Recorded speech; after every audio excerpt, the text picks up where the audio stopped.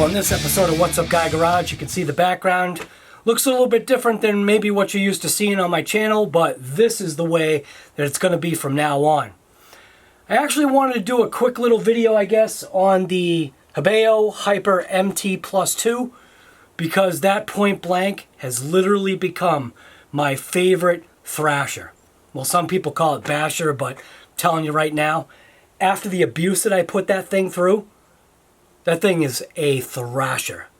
So if you're interested in watching this video, well, you know what? Let's go. So here we go. Here's the HoBao Hyper MT+2. And this thing has literally become my most favorite vehicle of, like, I don't know, so far, ever. I mean, for what it's designed for. Don't get me wrong. Certain vehicles have certain things that they're the best vehicle that I've ever had type of deal. And that goes without saying for the actual TRAXXAS UDR, because that thing right there, you want to talk about a sand, like, and dune type of animal, that thing's the nuts. What I need is another RC driver that point blank drives like I do. And then, you know, we could get some nasty footage. And I'm not saying anything about, you know, bad about my REDCAT TRMT8 either, but, you know, everything here has its place. Even that guy right there. My Beetle. My REDCAT Tornado. I love that thing. It has its place. These little guys, they have their place. You know, like indoor kind of place. I mean, you could take them outside and bash them, but because they're so small, you know, taking them to like a little indoor kind of something, a lot easier. So anyways, let's get into this truck right here. So this is the second reiteration, updated version. It's the HoBao Hyper MT+2. And we'll take the top off and give you a couple of, I guess, overview type of deals. So I've still got a battery strapped into it, right? So just undo that pack. Pop it out. These cases right here, or these plastic protective boxes, battery trays, I am actually a total fan for the design of this. And I only use 2 straps. And to be honest with you, I usually use one of the other straps for my camera setup. Right there. So that's where the other strap is, holding on a GoPro mount. But anyways, right? So from the factory, the way it comes, obviously the battery tray is clipped in from underneath. And like I've said in the past before, it must have something to do with like production. The way the thing's going down the line, it must be just faster to pop it in, because the obviousness of what happens is when you have a hard, you know, landing, the battery tray can come down, which I've seen in a couple of videos that does happen. The way I mount my batteries, so the way I mount my battery, right, is I'll take the battery, we'll strap it in, and this is just a ZOP power battery. It's a 2-cell, so obviously you can see that it, you know, sits pretty far or pretty deep into this plastic case. But what's nice about this, right, you don't have to worry about any foams or anything. You take your Velcro strap and you loop it through and you just crank it down. And when you crank it down, it effectively cinches down on that battery. So I'll zap that out. Put that one in. Crank it down. So you can see it kind of almost has like a, you know, a curved or concave little portion now towards the center. And that's holding that battery in place, and that's not going to go anywhere. So the other thing that I do is I've noticed some people have been mounting their batteries like this, okay? Now, I have no idea why you would want to mount your battery so that the outside of the case is facing the outside, when if you take the battery, flip it the other way around, clip it in. That thing, I don't care what you do to it, it's not going anywhere. Battery clipped in. The actual cell is facing the body of the truck, which gives it obviously, you know, more of an impact protection from the side if like there was ever going to be any side impact, you know, from like one of your buddies or something. And then we'll talk about the toe links, you know, obviously the camber and the toe links, both front and rear, and what HoBao had said, and I'll show you on their paperwork what they were asking for. Now, you can see in the instructions that they actually sent with the truck, you can read it right there, it says, please examine the settings of the turnbuckle to see if it's the same settings with the above diagram. So obviously they're showing, you know, lower links and upper links, right? 54 on the upper link and 58 on the lower link. Well, when you set the lower links to 58, it creates too much inboard toe, meaning towards the actual center of the truck, causes the wheels to just be, you know, towed in just way too much. As far as the top links, I didn't mind that setting, and it has something to do with, I guess, them saying that the universals or the dog bones are going to fall out, which, with the settings that I've had on my truck, I actually drove it one time just trying to get my, you know, steering centered, and I didn't like the way it seemed to kind of want to track it.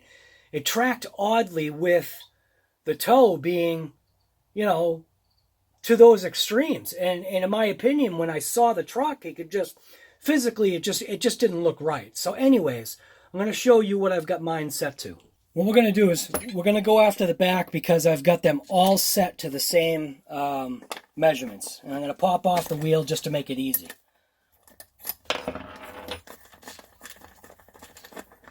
So obviously popping that off, it's a 17 mil. Use the wrench that was provided. It's almost like one of those spark plug tools that you get. Obviously just gonna pop the wheel off. Throw the wheel underneath there. Get you kind of like moved in so you can see. What we're gonna do is I'm gonna measure the top link right now. Got my caliper zeroed out. And for that top link, right, what I've got mine set for, basically all four corners, is 54. Pretty much what they asked for, okay?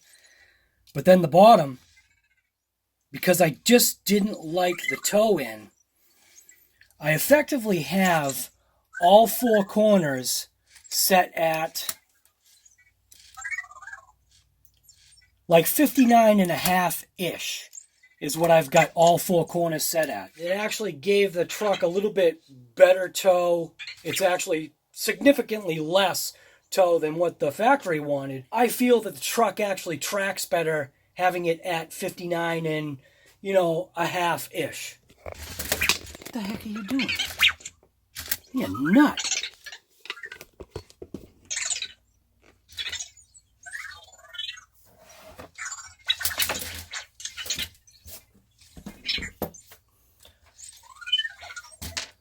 So because I did take that wheel off, right, I am going to just put a little zap of Loctite on there. And I'm just going to put a drop. That's all I need. Boom.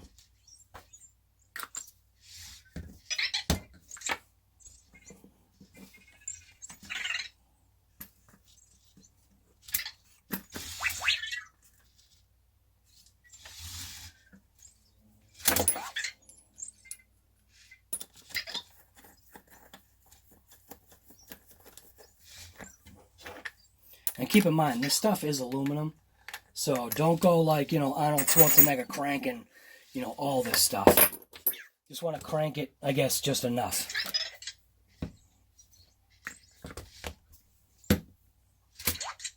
So that's what I have my lower links set to. Upper links I kept to factory spec because, as you can see on their paperwork, you can see that, you know, what they were asking for is they were asking for 58 on the lowers and 54 on the uppers. I am at pretty much spec 54-ish.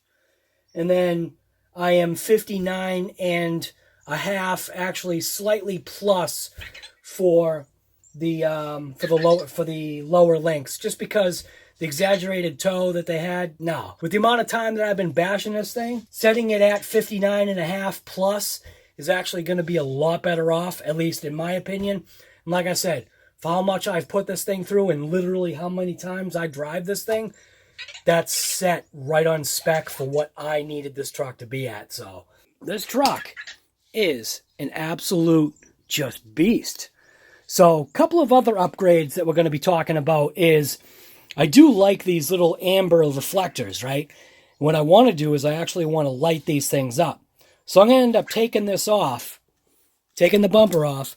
I'm going to drill a hole through the back side and then see what I can see as far as, you know, what's there. Is there like a little way that I can glue on an LED light, or maybe can I 3D print like a little holder that will screw onto the back? Having that lit up, that would actually be pretty cool. But as far as like literally how this truck is designed, what I'm finding about this thing is just intense. I want to be destroying my stickers here. So I got my stickers in from Diesel Power, which when you look at this truck, right, it looks like a Dodge. So it's modeled, in my opinion, after a Dodge, which is actually what the, yeah, I know what's going on, buddy, which is actually what the Mega Ram Runner was. And what I thought would be pretty cool was inside this box right here from dieselpower.com was I got a pair of sunglasses, but it came with these stickers right here. And I think I found the perfect spot. And that's going to be, boom, right there. I'm going to use a little bit of enamel reducer or lacquer thinner just to kind of, clean the body up a little bit. I just want to clean up this spot. We obviously, you know, use a glove because you are going to be using a solvent. You don't want to get that junk on your hands. So you can see we've got a dent. So that's the only thing that we're going to have, I guess, maybe an issue with when we apply the sticker. But let's just get that cleaned up. Just need a little, just to kind of clean the spot.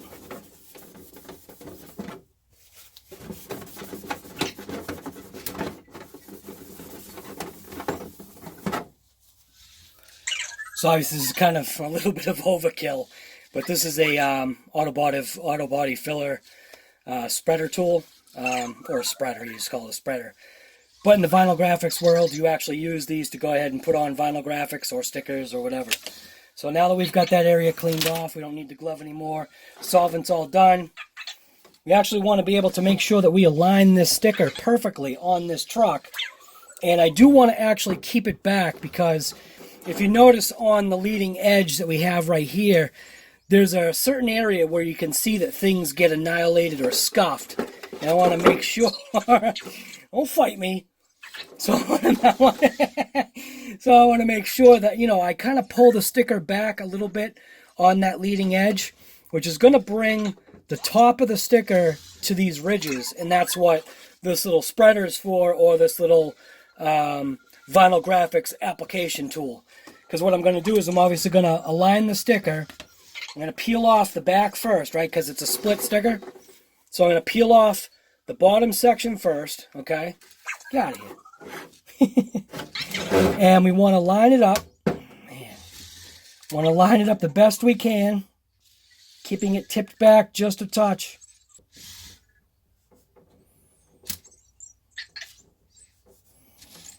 And then normally what you would do is you would take this spreader and then you would kind of like bring it up along the, you know, along the sticker itself, right?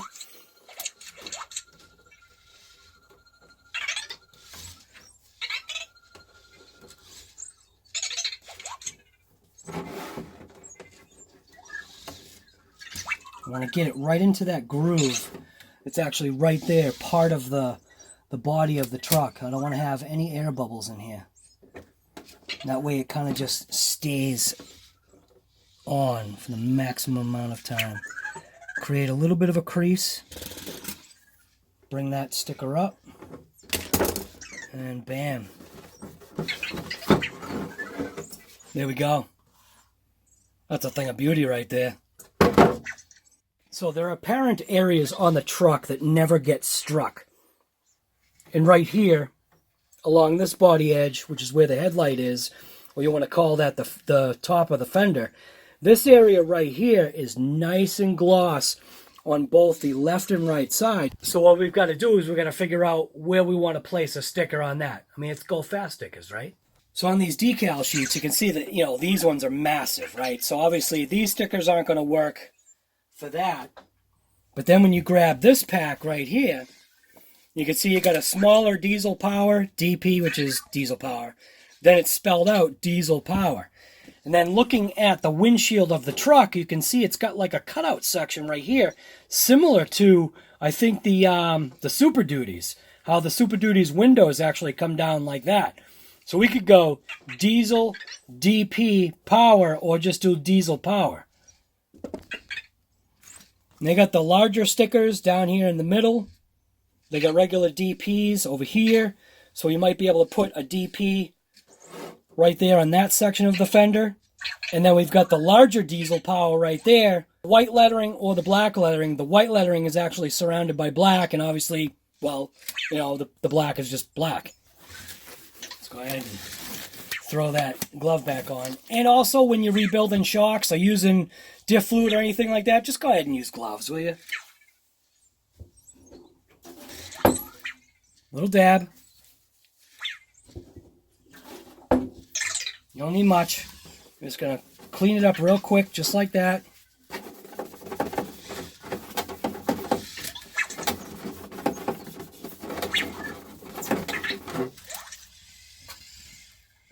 Yeah, be careful with the solvents that you use, because sometimes if you're not quick, you can actually destroy the plastic. So we're done with the glove. Diesel power, so we're going to go diesel, DP, power. So there we go. Diesel, DP, power. Actually, you know what? I think I want that sticker just to come down a little bit more. What's going on, buddy? There we go. Now we're going to go ahead and throw these stickers on here. Now we've got that one on there. Now what we need to do is maybe go for the back window. And one of these larger diesel power stickers will fit perfect right there. So for this one, taking off this actual bar, the protective roll bar, crash bar, whatever you want to call it, I'm going to take the screws off of there. That way I can actually align the sticker a little bit better. It's a 2.0 or a 2. You see that? Look at him. Look at him. You see him? He made his way underneath the truck because he knows that I'm working on it. So he's going to come over here and mess with it. He's being so pushy right now. Look at him.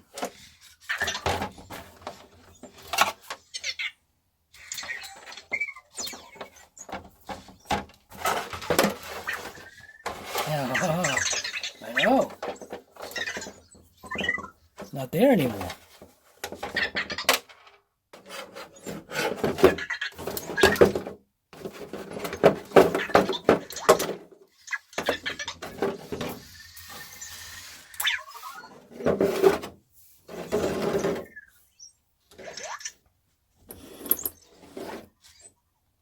It's always investigating. Alright, just take that rag. Clean up that window just a bit.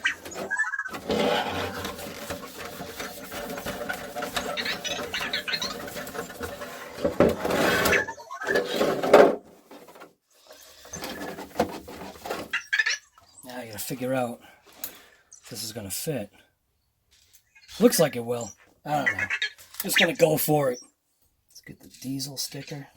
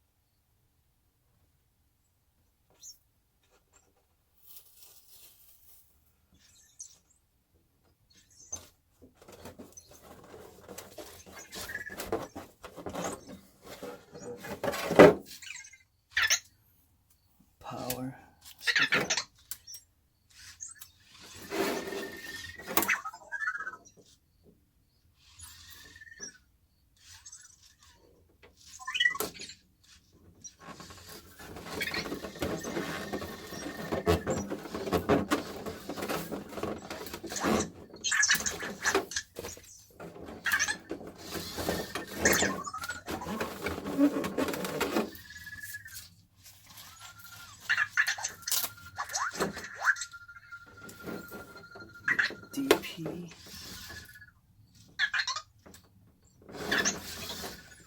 Get that. Come on. Oh, yeah. Ah, good enough. There you go. Diesel power in the truck body's already taken off on its own. I wonder why.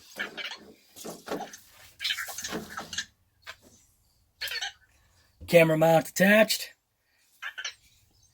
Let's get this thrown back on. Alright, so there we go. Diesel power stickers both on the top, left and right side fenders. You got the DP, diesel power skull sticker on actually the hood, middle hood section, hood bulge, whatever you want to call it. We got diesel power, DP on the front windshield. And then on the back, through the back window, diesel power, DP right there. And then HoBao, whatever you want to call it. I'm sorry. I am going to have to take this sticker off right there because guess what actually fits in place of that sticker? Going down. Mega Ram Runner. So that's what's going on right there. And there we go. Mega Ram Runner. That looks nice. Look at that. That thing's a thing of beauty on there. That thing stands out. There we go. The HoBao Hyper MT2 MT+2. Just getting a little bit of a visual upgrade. Sporting RC four-wheel drive stickers, Red Bull, and obviously diesel power. Got diesel power all over the place here.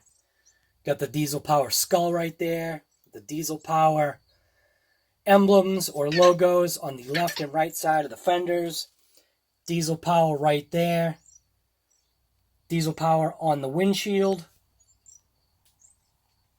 HoBao sticker on the side with Fox Racing stickers on both front and rear corners of the truck. And then right there, Mega Ram Runner, and then diesel power right there. So, yeah, just a little bit of a, visual upgrade for the truck. Now, under the hood, running 100% stock, other than just mildly changing these lower lengths. They wanted 58 millimeters. It was just way too much toe. So we are at 59.5, give or take. 54 at the tops, give or take. Shocks, stock, springs basically brought down to almost the very end point of where those collars can actually twist to. And that's both front and rear. This shock actually blew out, obviously, because I'm a little abusive to the truck, but this thing takes the thrashing that I give it. So you can see we're still running the stock 16-tooth pinion gear, not having any issues with motor temps or ESC temps or wire temps. In reality, everything is working out, pretty good. So we've got some batteries coming for this thing right here. Hopefully it's going to amp it up a little bit more, give it a little bit more extended run times. Maybe at that point in time, I will consider going with a smaller pinion gear. Who knows? We'll see. I don't know. Got the HoBao sticker right in front of the rear wheel, right on the frame right there, both left and right sides. Actually looks pretty good. So here's the driver's side. Here's the passenger side. Actually looks pretty sweet. So, yeah, there we go.